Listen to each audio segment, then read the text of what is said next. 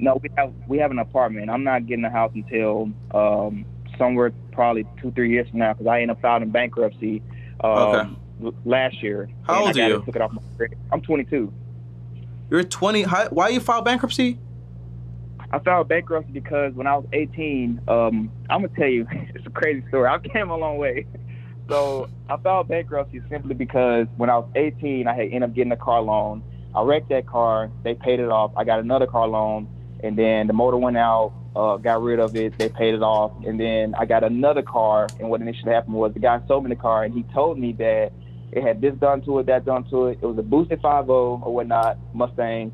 I was 18. Well, I was 19 at the time, and I ended up getting a loan through FedEx. And what happened was, when that motor went out within 2 weeks of having the car, my mom was like, "Don't pay that loan. Just drop it. Just leave it alone." Who said that? My mom. So I listened to her because I was going to constantly keep paying on the car. I was going to keep paying until I save up enough money to How much did you owe? I owed 17 grand, but when they got done with suing and everything, they did take me to court. They garnished me. I ended up having to pay 25 grand. So I had no choice but to file bankruptcy. So I filed bankruptcy because it initially ruined my credit. Bankruptcy or a payment plan? No, Chapter 7. Didn't owe anything back. Oh my gosh. Right. So initially what ended up happening was I was like, you know what? I'm just going to file because I was constantly paying my credit cards down every single month. But the fact that I still had that outstanding balance with FedEx that was being ignored, it kept hurting my score every single time because that loan outweighed how much credit I had. All right. So the first thing is this, right? Let's focus on what we can change, what we can't change. You have a bankruptcy, you can't change that, that's fine.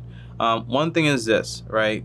We're raised this mentality about your credit score being so important, right? Your credit score is only good really for one thing, to make it easier for certain banks to just approve you, for example, for a mortgage or whatever it is. But you don't need credit to buy a car because you pay cash for a beater car until you can afford a better car.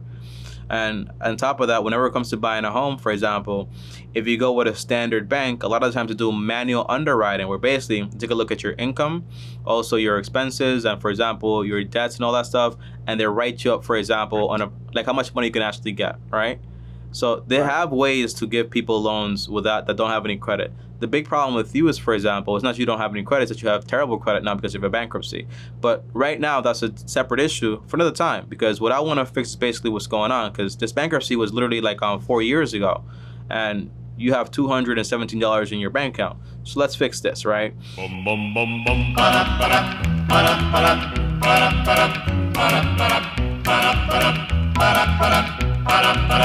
You've got to stop.